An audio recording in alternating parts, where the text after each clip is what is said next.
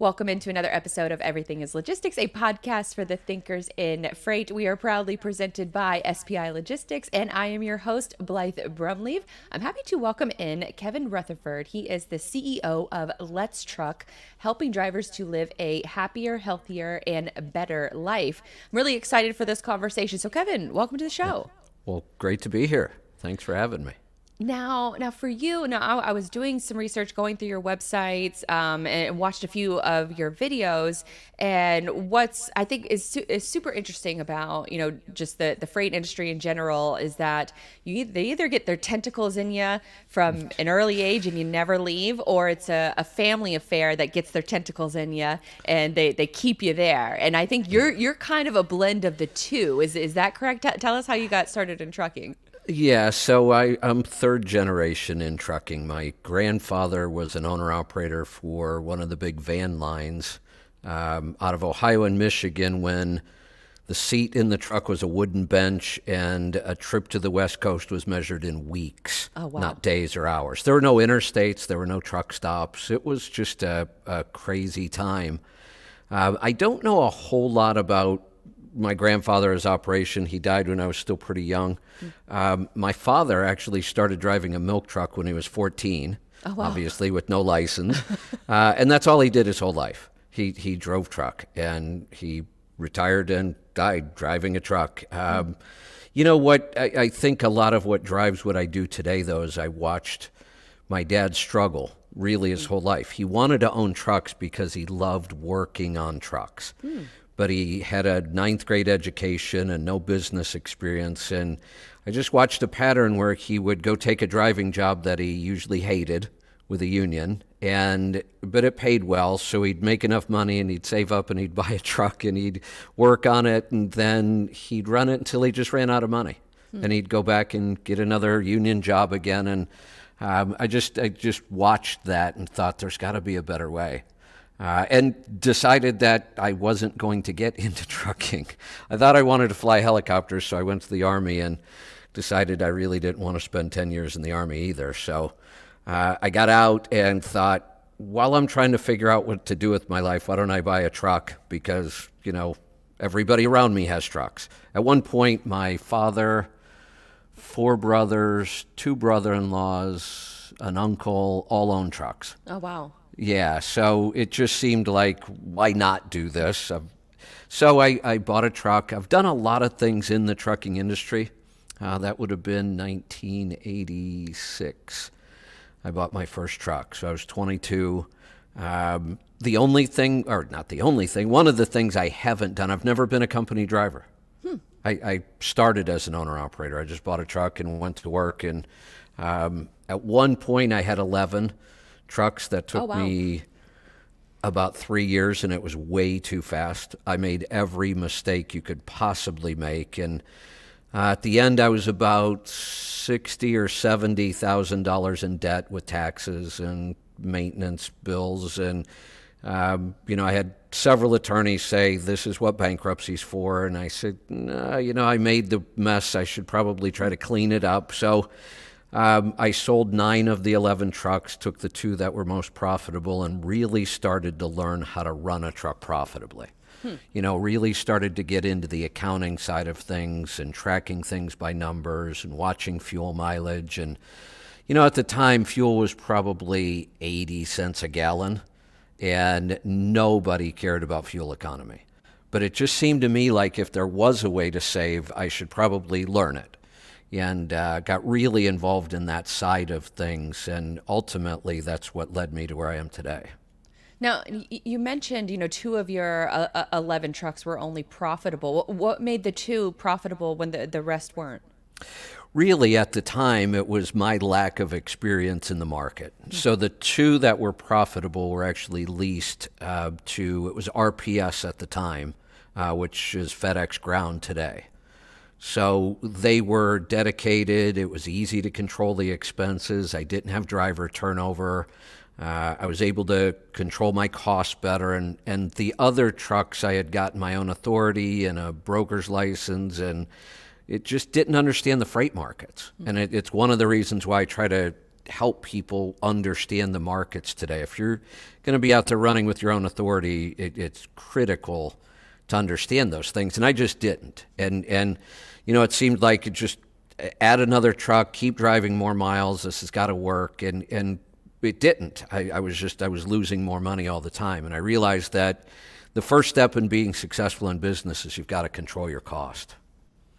That's such a good, insightful story. And so do you still have those trucks to this day, or did you eventually sell them off to start Let's Truck, which we'll get into in just a second? Yeah, so I had those trucks all that time, did several different things, ultimately ended up sticking with the contract at FedEx and adding some trucks there. And then in 2007, when I got a chance to do my own radio show on would have been XM at the time, I thought I can do a radio show and run the trucks and that'll be fine. And then I started a software company and we started creating software for owner-operators. And by about 2012, I was traveling all over the country. I really wasn't taking care of the trucks. And you know what? They kind of took care of itself. But I just didn't feel like that was a good way to run a business. So one of the other contractors at FedEx made me an offer for the whole contract, trucks and everything, and it was a pretty darn good offer. So I sold in 2012. And so that evolved. How did you go from, you know, running some FedEx trucks to getting offered a radio hosting job, especially with a company that big? Yeah, so we go all the way back to about 1990. One of the first years I had my tax return done, and in my head I thought I should have owed about $4,000 or $5,000, but I didn't understand taxes. So when the bill came in at $14,000 and I didn't have that money, I ended up on a payment plan like a lot of owner-operators do, and I started looking at it thinking, I'm just going to get behind every year. I've got to get a handle on this. So I actually started learning taxes. I was kind of self-taught and figured out that my bill shouldn't have been $14,000. It was more like $5,000 or $6,000, and filed amended returns and started telling my friends, and they said, well, will you look at my tax return? And I did, and the next thing I knew, I had an accounting company. So at one point, I was doing about 4,000 owner-operators for accounting and taxes. Wow. Yeah, so I wrote accounting software, which we actually sell today for owner-operators. So now that I had this other business, I needed to figure out how I was going to get customers. You know, I had friends, but if you're going to run it as a business, then you got to grow it. So I didn't have any money, so I started writing articles about taxes and just faxing them out to all of the trucking magazines, and one of them picked it up and said, we can't pay you, but if you write a column, we'll give you a full-page ad every month. So I started writing the column, and actually, my first time on the radio was Midnight Trucking. I got to go on at like 3:30 in the morning for 10 minutes. That was fun. And then Dave Nemo actually called me one day and said, I read your column and I'd love you to come on the air and talk about it. And that turned into a weekly thing. And at one point, I was doing 3 guest spots every week. I was doing a guest spot on Midnight Trucking, on Dave Nemo, and on Mark Willis. And finally, I went to XM and I said, look, I might be doing more hours than some of your hosts. Maybe you should just give me a show. And they did. Oh, wow. You shot your shot. You shoot your shot and you won. Yeah, I asked and they said, okay. That's awesome. So, okay, so you had the couple trucks, you sold those off, you get into radio broadcasting. You're also doing software development. Are you coding this yourself, or do you have a team? I didn't do any of the real coding in the beginning, but I found a database program where you could kind of build some things with it, and I built the software, and I was actually selling it. I mean, I had some customers out there, and I thought, and this would have been mid-90s, probably late 90s, and I really started looking at the internet and thinking, software is going to all run on the internet someday, and I have no idea what I'm doing. And again, I still didn't have a whole lot of money, so I went out and found a young coder who was broke and needed a job, and I offered him part of the business. and we made him a partner, and he's still one of our partners today. Oh, So what a great story. yeah, I did a kind of the design and layout of a lot of the software, and ultimately, I don't even do any of that anymore. He's so much better at it than I am. So we have a team now that does all that. And so you develop, is that where Let's Truck comes in? Is that the app business, the accounting business, or does Let's Truck come in after that? So we formed Let's Truck then. So right around 2007, when we started doing the radio show, started to really develop the software, that's when we formed Let's Truck, brought our partner in, and we've just kind of grown from there. You know, I guess our mission statement is helping drivers and owner-operators live their best life. And I think that's where I was looking at your site, and so there's fuel gauges, there's profit gauges, and so all of it kind of fits into, is it all one app, or are they different functions for I guess different motives? Yeah, so Fuel Gauges is its own app, and that one's free. We've been giving away fuel gauges for over a decade. So that one is to track fuel mileage. So they can track every tank. It will show them a 30-day average, a 60-day, a 90, a lifetime. It'll show them cost per mile on fuel, a lot of statistics. And we now have over 100,000 trucks using that app, wow. And we're coming up on 6 million fuel tickets in the system. Wow. That's great. That's all. That's so I'm like blown away right now because you've done all of these amazing things and we just started talking about Let's Truck. Then the crazy transformation really happened around 2014. We had always been business, accounting, fuel mileage, taxes, consulting, and some of our drivers started saying, look, we really trust you. You've helped us with our money and our business, and we need help with health. You know, drivers are really sick, and there doesn't seem to be a lot of good advice. And I said, but I don't do health. And they said, but, you know, and I had always talked about my history and my past on the radio show. My first business was a gym. When I was 19, I opened a gym. I coached wrestling, high school wrestling, and club wrestling for a lot of years. So they said, well, you're kind of into fitness and you understand it. Anything would help. And I said, well, I really don't want to try to give advice on something that I just don't think I'm, you know, capable of giving. So one of our employees said, you know, why don't I get it started? She started a podcast, and, you know, let's just see what happens. So I said, all right, I'll get involved after I read 100 of the top new health books that are out right now. And I'll give myself a year, and then we'll see.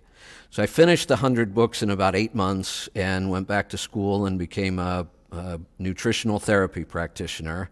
And we started down the health path, and now it's about 80% of our business. Wow. It really just took over everything. And so that, I mean, you're obviously providing, you know, financial advice on one side of things, but now on the flip side, it's really your community coming to you and saying, we need this, and you made it happen, and now it's grown to where it is today. What was, I guess, my first question is, you know, when drivers decide that they want to start being healthy, what does that process look like for them? Because I imagine it's so challenging on the road. You know, it was in the beginning. We've actually made it really easy now. In the beginning, so we teach them about nutrition.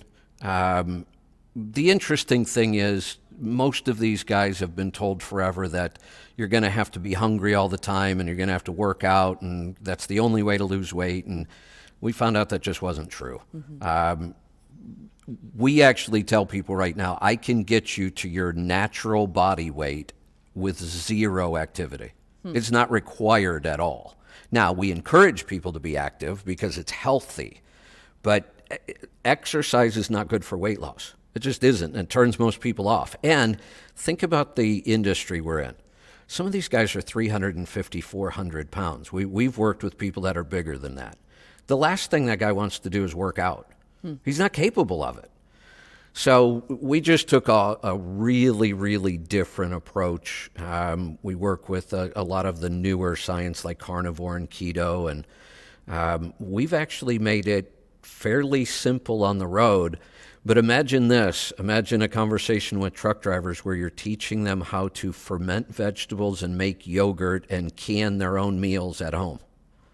Oh, wow. So they're doing that at home in Yes. preps for their road trip. So it's not Yes. about, I've heard, some other folks in health that they'll say, these are the healthiest things to eat at a gas station. There are no healthy things to eat at a gas station. Let's just start there. Not even the hot dog. Now, the hot dog may be the healthiest thing there.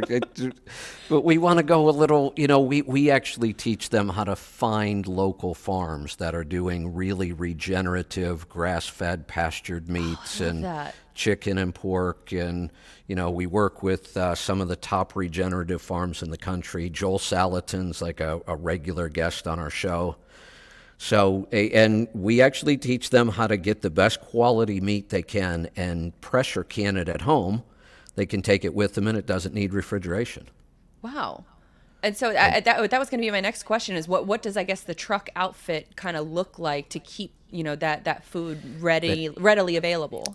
That's their biggest challenge. They can't do a lot of shopping on the road. That's just not practical with their schedule and the size of the vehicle. So they really need to do as much prep at home as possible. And we've shown guys where one weekend you could can and ferment enough food for an entire month. Oh, wow. And that's all shelf stable now. Fermented or canned, it doesn't need refrigeration. So, they can just take that food with them on the truck and they can take, a couple weeks worth at a time. And I imagine too, I follow a lot of, like one of my favorite shows is Doomsday Preppers. Oh, and so yeah. I imagine Yeah. that a lot of those same philosophies matter. I've been called a prepper and because I do that kind of stuff, but it's so practical. I love to cook. We almost never eat out. I don't like the quality of eating out. So I do a lot of canning at home just for convenience. Oh, that's super interesting. Okay, what are your favorite prepper tips? Pressure can your meat and your meals. Number one. You think about it. What's the biggest problem? We're going to be hungry, right? Mm-hmm. And there's survival going on, and the world's going to change. And imagine just being able to open up your jar of your favorite meal already cooked. And then how do you get more of it? You hunt, You gotta fish. hunt. You got to hunt and fish. Now, seriously, with a reasonable amount of space at home, though, it doesn't take a lot. I've shown people how over time you could can enough food to last you a year. Wow. And that's usually my goal. Try to get a year's worth.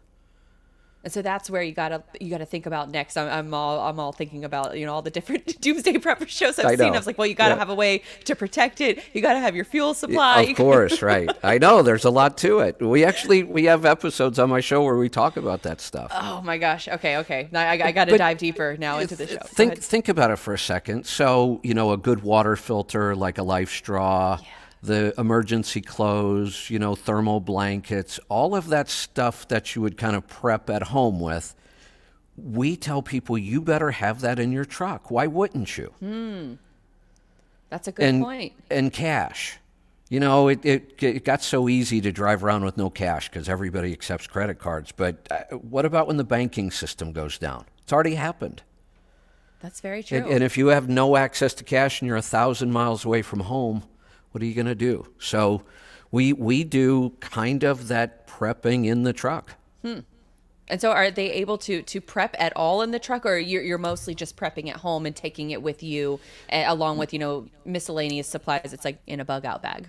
Mostly at home, and then kind of stocking the truck with all that stuff like a get home bag or a bug out bag. Or we do have a couple husband and wife teams that spend so much time on the road that they've just started to prep on the road. Oh, wow. Yeah, they've just kind of, supplied themselves with the stuff in the truck, and they'll stop and maybe get a hotel for the weekend or an Airbnb and do their prep. And so when you're canning, is it, are you using like an Instapot or, I guess like a another type of pressurized cooker? Yeah, so it's called an All-American, actually. It's a pressure canner. So there are pressure cookers, and then there are pressure canners. Oh. And a pressure canner can pressure cook, but a pressure cooker can't pressure can. Oh, okay. Okay. Well, I'm just going to start writing down all of these things. So if you see my hand moving off to the side, there you go. That's what Yeah. I'm writing down, because everybody laughed at me when I had I was obsessed with the Doomsday Prepper show. I got a bug out bag. I have a life straw in it. I have knives, fuel, Yep. like all that, water, shoes. I went to a trade show one time. They have those little capsules that'll sustain you for about 12 hours. Oh, yeah. So I have some of Yeah. those too. They thought I was crazy, and then COVID happened. I said, no, I'm not so crazy anymore, am I? Well, it's surprising how acceptable it became after COVID, when we saw lockdowns and we saw no access to services, and we started to hear about food shortages. And I think a lot of people, kind of woke up and said, look, it could happen here.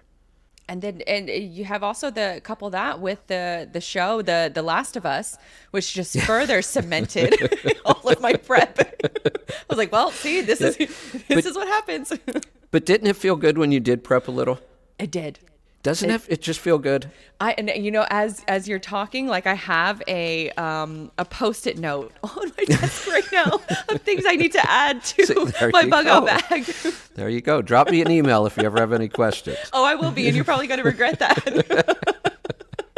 All right, let's get back to the Let's Truck website too, because I did notice on there you have a full e-commerce store as well, with a lot of these healthier style goods and shakes and things like that. Talk to us a little bit about that initiative. So, I really started to realize that each product was unique, and I'm just a big believer in finding the best solution for anything. If there's a problem and we need a solution, well, why not find the best solution? And that's kind of what I do. I'm known for research and testing. And there was one day I went on the air. Actually, I did a webinar, so I was on camera like this, and I had on 5 wearables. I had 2 watches. No, I had 6. I had 2 watches on each arm, wearables, like the health wearables. I had an Oura ring, and I had a headband kind of wearable. That's what I do. I test. I really try to find the best solutions for things. And then it was getting really confusing for me to come on the air and say, oh, I did all this test and I found out this is the absolute best sauna blanket on the market. And then people would go end up at the wrong website because 2 products kind of look similar, and they'd call me back and say, wait a minute, you said it was going to do this. And so we finally decided, when we find a product or we find a solution, we're just going to put it in our store. And then there won't be any mistake. If you buy it from our store, you're getting exactly what I've tested and talked about. And so do you ship these products yourself? Yes. Like, oh, wow. Yep. So you're a whole e-commerce operation as well. Yeah, our warehouse is about 200 yards down the hill from the house here. Oh, wow. So you have a whole system. Do you have like robotics or anything like that? Probably no robotics. No robotics. We do have several dogs at the warehouse, though. If that those, counts. those help with morale much more than That's robotics, right. I think. That's right. The robotics are just kind of creepy to me. I think it's a challenge, because I actually just got done with a robotics interview, and they were talking about, because one of the Mike Lombard, who both of us are familiar with, Twitter fame, has his own show as well. He's been a guest on this show previously. He had mentioned that the drivers they spend so much time waiting at a warehouse, and they spend all of their hours there, and that's how a lot of their hours get eaten up. And it was interesting to hear from that particular robotics company, Nimble, which they're trying to alleviate some of that process now. They're trying to alleviate it with streamlining the operations inside the warehouse. Right. But it's still I think a touchy subject for a lot of drivers, and for especially a lot of warehouse blue collar workers, where there is that psychological component of, is this robot going to take my job, or is it going to help me do my job? So it's kind of still hotly debated, I think. Yeah, and then before we could even get our heads around that, AI showed up, and now the white collar workers have the same fear. Yes, they do. I would argue that they probably shouldn't, because it's helped me a ton. It does me too, and I've talked a lot about it already, and some of my listeners are tired of it already, but I just think it's such an important topic. Like, how could you not be paying attention to this? And one of the first quotes I saw that really made it click with me, it said, "You're not going to be replaced by AI. You're going to be replaced by a person using AI better than you do." And think about, you probably do a lot of the same kind of work I do every day, writing and kind of organizing data and text and writing copy. And AI is so powerful. I mean, it does more work than 3 full-time assistants if I had them. So, Yeah. I think that it's not that AI is going to be doing all the work, but there's going to be a handful of people who are going to be really good at AI, and they're going to replace a lot of people. And that's where I struggle with it, because I know that for my own, I used to, listen to videos and pause, type it out, pause, type out the transcript, pause, type, Right. like took hours to do. Yes. And I some of the tools now that they can help me speed up that podcast process like that, where the transcripts are done and the show notes are done, and I have 5 different podcast titles to choose from. Most of them stink, but I know, that's funny, isn't it? You could ask for 50 titles and you still can't find one you like in there. But I will say that I think it helps me come up with my own much Correct. faster. So I see those and I'm like, yep. that sucks. I'm going to write my own. So it's not all the way there yet, but I do. I mean, especially from like data analysts, analytics, things like that. Like some of these tools are going to really help out some of the smaller teams like me, like you. Oh, yeah. And I do worry about the output that it will, I guess the ripple effects that it will have, because there's a freelance team that I would work with sparingly over the last few years, and I asked them to quote me on some new social media clips videos, and Right. they quoted me at $3,000, and I almost fell out of my chair. I said, "Oh, I am not. That is a lot of money that I'm going to be paying every single month." Yeah. But then there's an AI tool that does it for free in 15 minutes. It's insane. The transcription accuracy is just... I've been trying to use transcription for about 20 years, and it's just awful. I go way back to when you had to spend hours training the program for your voice, and then it still wasn't very accurate. And if you tried to use it on a podcast or an interview, the other person, it would never even come close. Now, I can't believe how accurate transcription is now. It's even to the point where one of I use otter.ai, and they will recognize so in other transcription tools that I've used, you upload the file and it transcribes it, and you got to go in and you got to clean it up. But with Otter, they recognize my voice now. They recognize repeat guests, so they automatically smart label them, and I don't Isn't really it have crazy? to lift a finger. I know. I know. Right, we're geeking out a little bit on a lot of this AI stuff. We geeked out on the doomsday preppers, on AI. What about the other aspect, the healthy tribe aspect of the company? How did that sort of spin off from Let's Truck, or was that ever an aspect of Let's Truck, or were they always independent? It's integrated. It's a part of everything we do. The reason we ended up with our own sites, the last couple of years, there's been the talk of censorship on social media. That's been going on for a lot longer than people know. And the most censored group for a long time was anybody that talked about alternative health. So when I would talk about keto diets or carnivore diets, we were getting deleted and censored like 10 years ago. Oh, wow. Yeah, this has been going on a long, long time. We fought YouTube over this. We fought Facebook over it. And finally, I just got tired of it. And I said, look, I'm tired of putting all this work into a post and then it gets deleted and censored. I said, we're just going to go create our own sites. And we did. So that was the point of, originally we had Healthy Tribe and Trucking Tribe separate, and now we're in the process of merging those. And so what does a Healthy Tribe is an app that someone can download, and it's like a community? It's a community. Yeah, so it's a community. We have courses in there. We've got chat rooms. We've got different topics people can post. So it's really our own social network where we can say and do whatever we want without being canceled and deleted. And do you ever worry about maybe like the hosting provider? Because that's something that I worry about, like AWS. Like I would never host any of my shows or my sites with them because of that factor. You could just say the wrong thing and get your entire platform removed. We do think about it. And so on the social sites, we went with a company called Mighty Networks. I was with, I can't even remember the name of them now. I'll think of it in a second. We started our first social site back in 07, right when we started the radio show. And we were on a platform back then. I can't think of the name of it now. You know, I might. They're still around. In fact, Mighty Networks, the CEO of Mighty Network, came from the other platform company. I just can't think of the name right now. So we ran that for years, and just became so popular that we were really losing a lot of traction on our site. And we thought, let's just go to Facebook. That's where everybody is.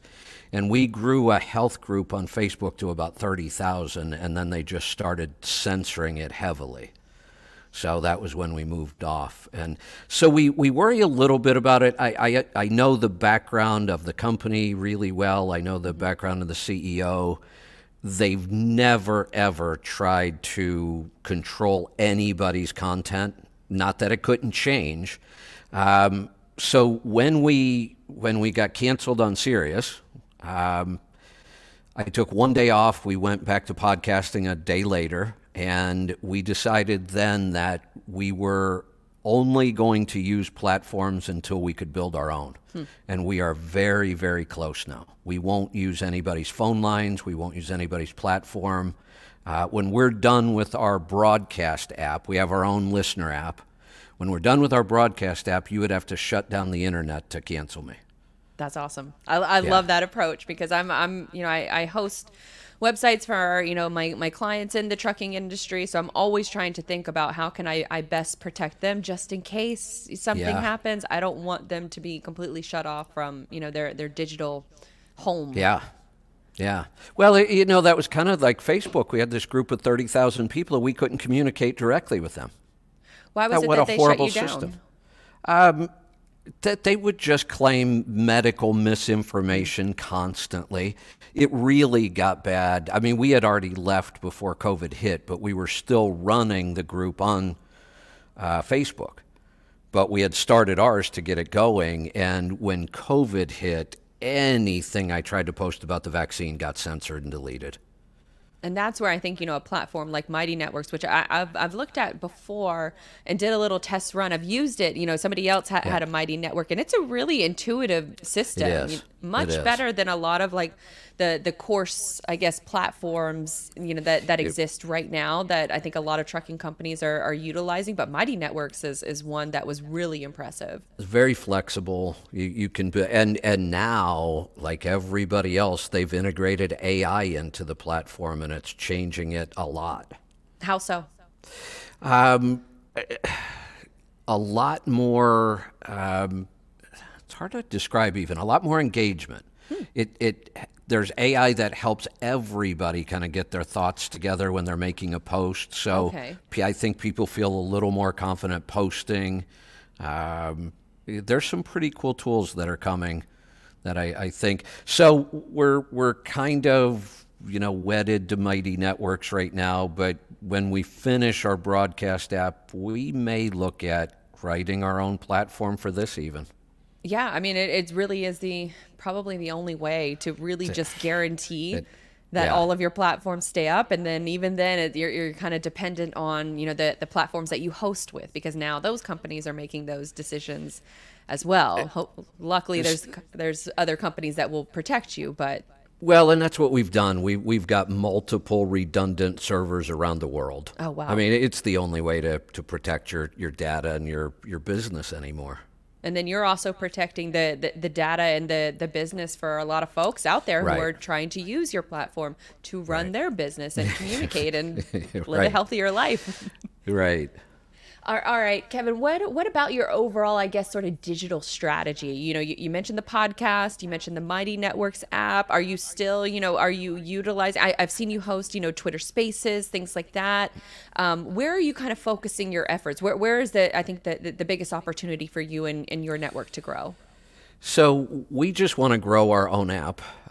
We're actually looking at this broadcast platform. When we're done with it, that may become another business model for us to really, what we're building doesn't exist right now. There's tons of podcast platforms. You're probably familiar with all of them. But the majority of podcasts are interview style, usually recorded, usually a couple hours a week, and then it's edited and posted. Well, ours, we do 15 to 20 hours a week. So editing is just out of the question. I mean, it's just way too much. We're live. You can listen to our show while we're doing it. And then everything's recorded and available on the app. And we have live callers.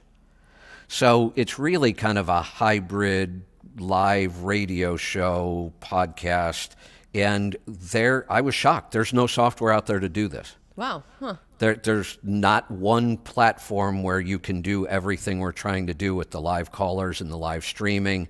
So we had to hack together a lot of pieces, and now the programmers are just busy recreating each one of those pieces into our own, and then we may market it as a platform. And then that could be your own sort of, I guess, Mighty Networks 2.0. Right. Or I guess right. the Kevin Networks. So, yeah, so Twitter Spaces is really interesting for me because it's a different format. My show has been call me, ask me a question, I'll answer your question, I'll move on to the next caller. And it's hard to get listeners out of that mindset. Where on Spaces, what I'm really trying to do is just have more open conversation. Like don't just come and ask me questions. We do that all day now. Let's have discussions. Let's talk about things as a group. And it works. That's a better format for that. And we've even been able to hack it so that our Twitter Spaces is actually broadcast live on our show app. Smart. That's what I was going to ask. Is there some kind of I guess repurposing almost? Repurposing is probably a bad word for it, but I guess dual cast is maybe a better phrase. Yeah, and that's really what we were able to do. So if you want to be part of the space, obviously you need to be on Twitter and doing that. But all of our listeners that have our app can listen to those spaces live or go back and listen to the recording from the app. They don't even have to have a Twitter account. And so as I imagine with, how often you're having these conversations, how often you're talking to drivers, what are some of the big issues that they're facing today that you're hearing? The big issues haven't changed at all. Most of the issues we talk about all the time are not the issues that really matter to an owner-operator. And let me say this, most of my focus still, if it's not health, then it's going to be business, and it's going to be an owner-operator I'm dealing with. Other than health, I really don't have anything to offer a company driver. A lot of them come to us for health, but when it's business, and that's our focus, the things that put owner-operators out of business have not changed in 30 years, and we never talk about them. It's not ELDs, it's not hours of service, it's not the rates, it's not the brokers, it's not broker transparency. All of those things exist. But what puts people out of business as an owner-operator, same thing that puts every small business out, lack of capital and planning. I mean, it all comes down to the numbers and understanding how to run a business like a business. And most small businesses in our country are usually people with a skill that they're good at, and then they turn it into a business, but then they forget you have to be good at business because that's what this is now. So you can be the best truck driver in the world, and you're going to fail as an owner-operator. It's very likely. I tell people all the time, as much as I hate this, I can take somebody outside of the industry with zero experience, and I have far better luck making them successful as an owner-operator than a guy who's been driving for 20 years. Why is that? They listen. They don't have the preconceived notions that, the mindset in this industry is you get paid by the mile, you better drive really fast. It's a horrible mindset. It doesn't work when you're the one buying the fuel and the tires and the repairs and the insurance, and all of those things have a cost. And we need to set up a business that keeps those costs as low as possible. Almost every practice of the owner-operators is working against them. We talk about how they use the load boards, and I've done courses on this. We actually have a couple phrases. The two things they do on the load boards that work against them, we call it chasing the rate and one and done. And here's what they do. They log onto a load board. They're in Portland, and they want to get home to Dallas, so they do a search, Portland to Dallas. I work with both of the largest load boards companies. I know what the next click is over 90% of the time. The next click is sort that by rate, if there are rates there, and they start calling or reaching out to the person with the highest rate. And that's what we call chasing the rate. So if they do that today in Portland, and they get home to Dallas, and then in a couple days they want to leave Dallas and go somewhere, what are the odds when they do that search and then sort by rate that same broker's coming up to the top? Almost zero. So now they're working with another broker on the next load, and the next load, and the next load, and the next load.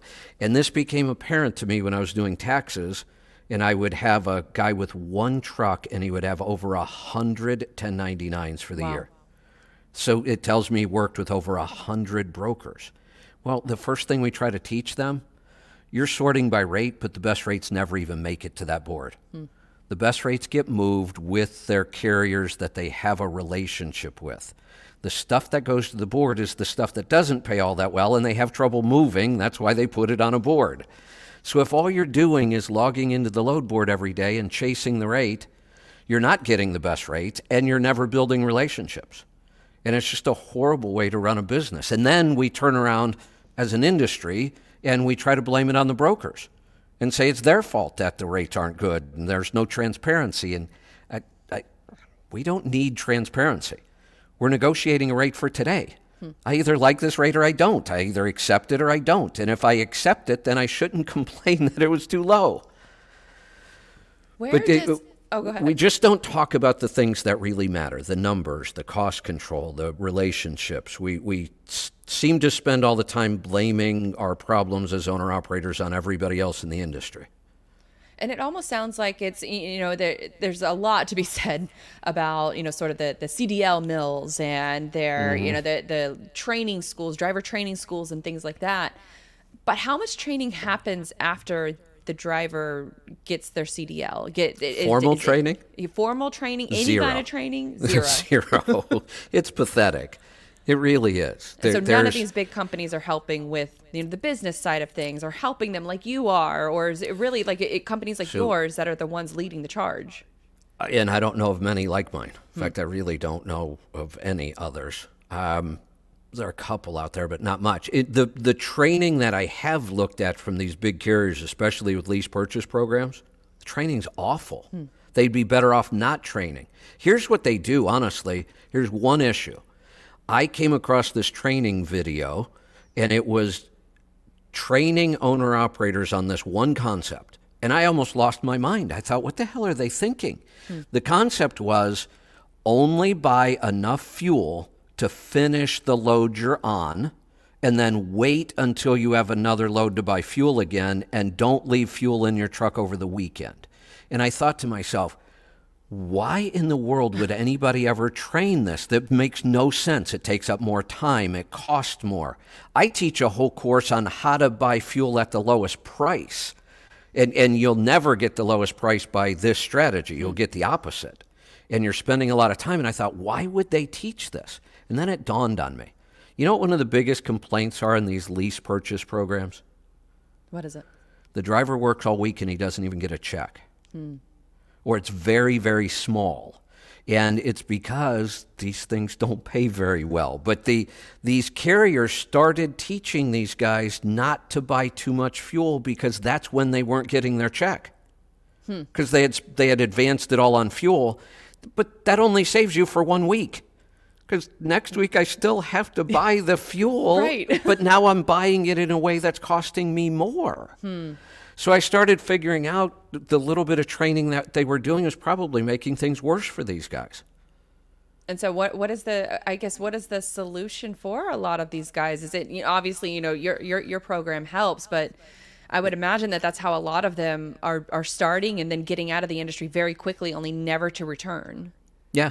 Yeah, it's why we have as much turnover as we do, not in just drivers, but we turn over tons of owner-operators. These lease purchase programs, they might as well put a revolving door on that truck. They'll probably lease that thing to 5 or 6 people over time because very few people ever succeed at these. So if you were interested in becoming a driver, what would you suggest is like the best route to take to make sure that you're a profitable company, but you're also maybe working for a company that values you, or going to the right CDL school? It feels like a lot of things to navigate very quickly. It does. I'm not sure that most of that is all that important. You're going to go to a CDL school because you have to, just about. Just pick one. All we need to do is get through the training and get our license. Now, I would love to see better training, but we're not going to see it. The schools that are out there are all about the same. So you just pick one and get through it. One of the things we've tried to do, because I originally tried working with carriers to create better training programs. And again, I'm only talking owner-operators. I really don't do a lot with drivers, unless it was a health thing.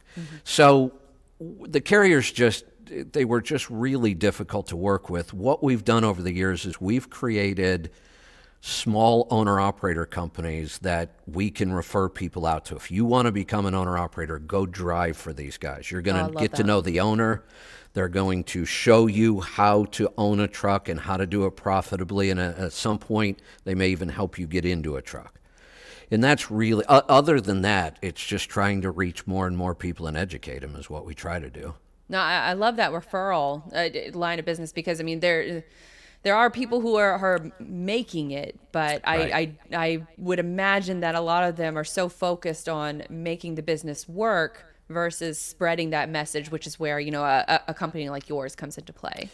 Let me give you the two extremes of what we're dealing with here. I had a guy call me on the air one day, and he said, I hear you talk about these lease purchase programs. He said, I got into one. He said, I'm struggling. I can't figure out what's wrong. And I said, well, do you have any accounting? And he said, no. He didn't even know what we were talking about, really. And I said, look, here's what I'm going to do. I want you to send me all of your settlements and all of your receipts from this year. We were like 7 months into the year. And I said, I'm going to put it into our accounting system, and then we're going to get you back on the air next week, and we're going to go through the numbers and figure out what we should do. That's what I do, and that's the process. We have to look at the numbers first. I was shocked. When I got done with the numbers, this guy was making 13 cents a mile net. That was it.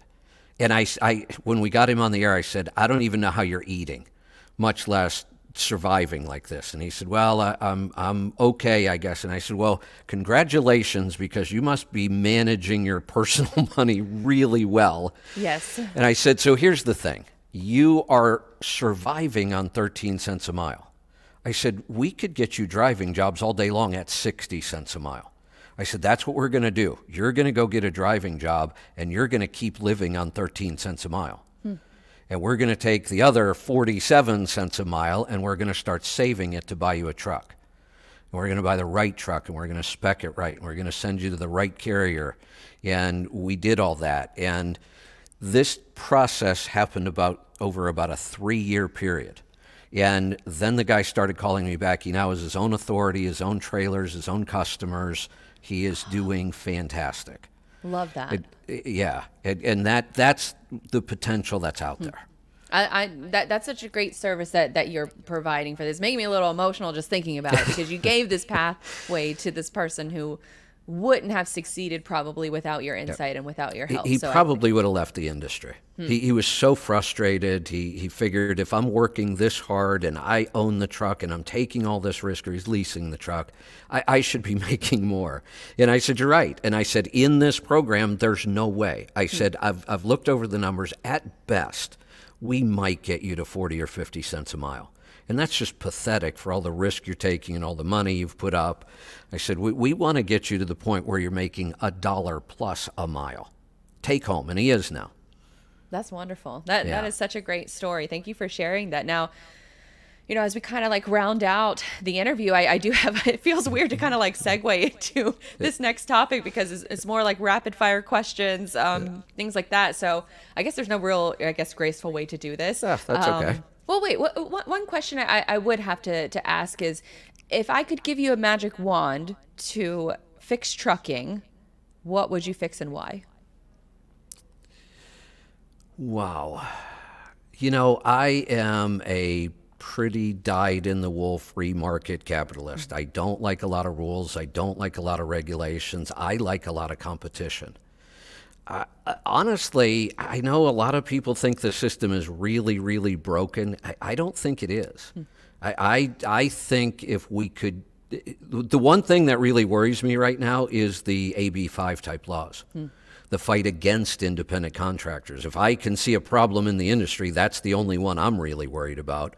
All the other stuff we can deal with. Speed limiters, I wouldn't be wild about them. ELDs, I wasn't wild about that. I'm not even wild about hours of service at all. It seems to me like every time somebody wants to talk about how to improve trucking, the government has to be involved somehow. They always want some sort of new regulation or some new rule. I'm the opposite. Let's get rid of a whole bunch of them, and let's figure out how we educate people better as an industry, and we'll all get better that way. And the other big project we're working on, and I've been working on this for a couple years on and off, and we do a show called Broker Connect. I think one of the best ways we could fix our transportation industry is much better partnership and cooperation between small brokers and small carriers. Those are the two groups that move the vast majority of the freight in this country, and they're kind of a mess. Well said. And they're constantly fighting with each other. Here's what I don't get. I do a whole piece on, I didn't make this up, but I can't remember where I heard this, but I've repeated this about 1 million times. The secret to success in business. Are you ready? Any business. Any business. Here's what it is. You, as a business owner, you figure out how to provide more value to your customer than anybody else can. That's it. That is the secret to every business on the planet. Now, it's not easy, but that's what you should be focused on all day long. How do I provide more value to my customer? The next time you do an interview and you have an owner-operator on, ask him who his customer is. You'll get the deer in the headlight look. They don't even think about customers. Think about the discussions you've had with small carriers and owner-operators. How many times does the word customer even come up? Right. Almost never. It's always about the drivers. It is. And then I tell people, if that's the way you succeed, by providing more value to your customer than anybody else can, we now need to identify your customer. And they will still look at me like they're not sure. And they'll say, here's a clue. Whose check did you deposit? So in the model of a broker in the mix, whose check are they depositing? It's the brokers. So that's their customer. And then I look at them and say, why would you walk around talking about your customer like this? They're scumbags. They're controlling the rate. They could care less about me. They're just taking everything they can get. No, that's your customer. You need to stop talking about them like that and try figuring out how you provide value to them. And then develop those deeper relationships so you're not chasing the freight on the load boards. Exactly. Yep. Yeah, that all makes a ton of sense. Now I know we got, a few minutes left here, so I just wanted to ask you, just a couple little rapid fire questions. Sure. But what is your favorite supply chain factoid? Can be about trucking, anything. Supply chain factoid. That the average truck on the road gets 6.6 miles to the gallon, and we now have trucks breaking 11. Wow. And that's just shameful that it's such a small group that are achieving those kind of numbers, but we've proven it's possible. And how is it possible? Modifying the trucks, different gearings, different transmission setups, different tires. I've identified over 80 things that affect fuel economy. Wow. Now, we can't change all of them, But a lot of them we can. Some of them are out of, wind, temperature, but we knowing those things is how we get to those 10, 11, 12 mile to the gallon trucks that we're now creating. Wow, that's a great fact. And you, right off the top of your head, I don't send these out, these questions out ahead of time, people. So he's coming up with that right off the top, which is great. All right, and last question, what's your favorite SaaS product that's not your own? A site called mint.com. Oh, the money manager Mint. Yes. That's Love a good that one. Love that one. Free. It's been free forever, too. And I didn't even think that they were still around. I remember using them back in the day, but I started using Rocket Money, recently, and so that's who I think they're fairly similar. I think they're both owned by Intuit, same company. I believe so, and that's TurboTax, Quicken, QuickBooks, Mint, I think, and Rocket Mortgage. So that's my next step as a business owner. My next step is to plug Rocket Money into all the accounting apps. You know what's happening now. I'm actually working with a new platform exactly like Mint, except they're brand new and it's all run by AI. But I also imagine that Mint will have AI all over their site pretty soon too.